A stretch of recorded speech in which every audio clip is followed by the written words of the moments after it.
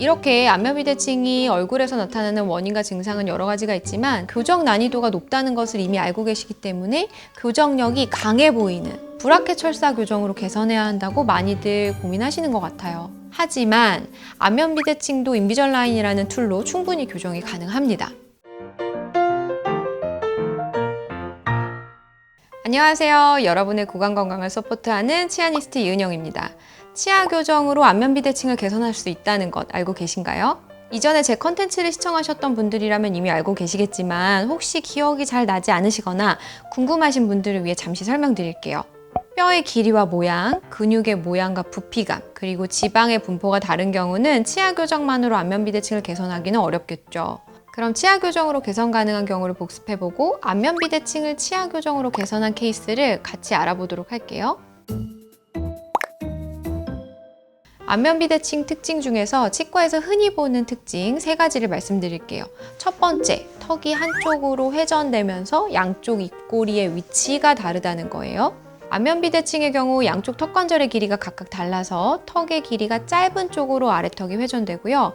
그렇게 틀어진 방향으로 입꼬리가 올라가는 경향을 보이게 되는 거죠. 두 번째는 치아가 기울어져 있다는 건데요. 보통 치과에서는 교합평면이 기울어져 있다고 합니다. 조금 더 빠른 이해를 도와드리기 위해서 서랍자를 가져왔어요.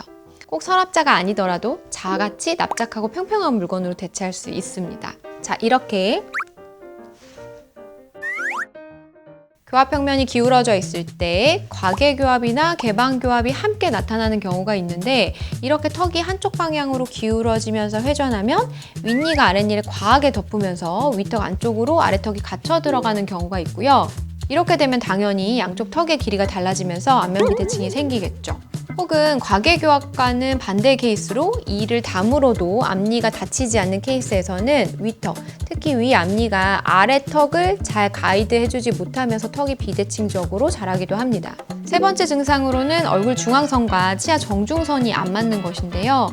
코부터 인중 한가운데를 기준으로 하는 얼굴 정중선과 위의 앞니 정중선의 차이가 눈에 띄면 턱이 한쪽으로 돌아가 보이거나 미묘하게 밸런스가 안 맞아 보이는 비대칭으로 보일 수 있습니다.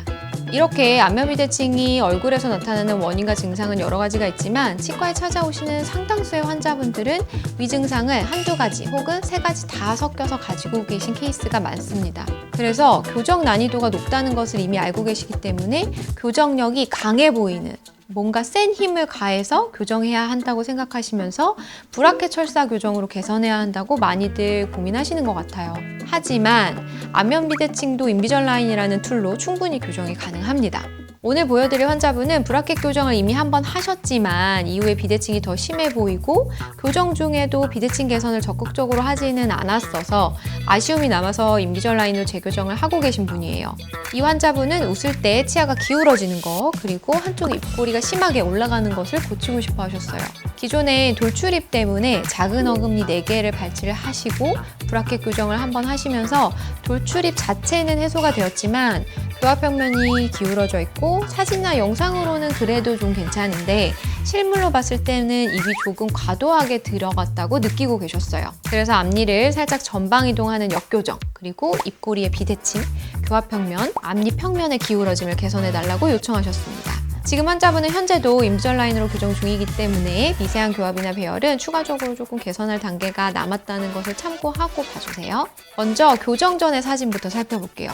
교합평면을 살펴보면 입꼬리와 치아가 올라간 왼쪽으로 교합평면도 함께 기울어져 있어요. 앞니 위주의 기울어짐을 불편해하시긴 하셨지만 어금니 쪽 교합평면도 함께 개선 중입니다. 앞니의 기울어짐을 개선을 해도 어금니 교합평면이 맞지 않으면 결국 앞니 모양이 다시 무너질 수 있거든요.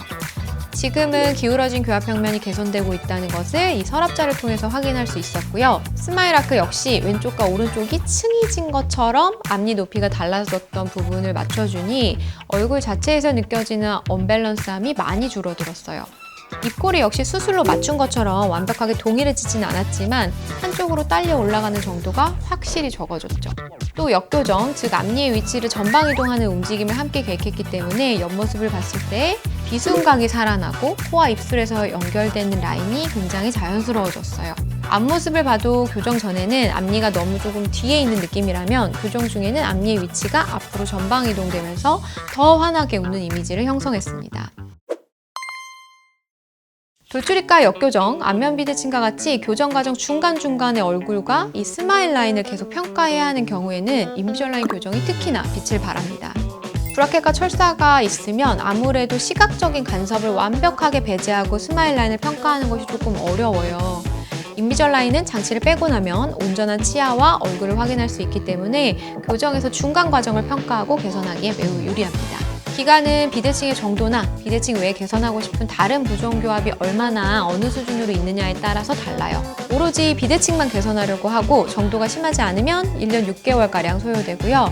여러 가지를 함께 개선하거나 비대칭의 정도가 좀 심하다면 2, 3년 정도 걸릴 수 있습니다. 인비졸라인 교정 가격과 비용은 이전에도 한번 말씀드렸지만 간단하게 설명하고 지나가도록 할게요. 컴프리헨시브, 라이트, 익스프레스 패키지는 각각 제공되는 교정기의 횟수와 서비스 기간이 달라요. 컴프리헨시브는 5년 동안 필요한 교정기를 무제한으로 만들어드리고, 라이트 패키지는 1년 동안 14개 장치를 한번 먼저 만들고 그 뒤에 백업으로 14개 장치를 추가로 만들어드리고 있어요. 익스프레스 패키지는 6개월 기간 동안 7개 장치 먼저 만들어보고 추가적인 마무리 단계로 7개의 장치를 추가적으로 만들어서 14개 장치를 만들 수 있는 플랜입니다. 안면 비대칭 교정의 경우에는 새로 교합평면을 형성을 해줘야 하기 때문에 그 과정에서 장치를 여러 번 맞추거나 치아나 턱관절의 움직임이 예측보다 조금 빨리 혹은 조금 느리게 움직일 가능성이 꽤 있는 편이에요. 그래서 저는 안전하게 컴프리헨시브 패키지를 추천드리고 있습니다. 안면 비대칭의 원인과 증상은 다양하지만 혹시 성장기에 있으시다면 주 원인을 정확하게 파악한 후에 그 원인을 제거하면서 교정을 하셔야 하고요.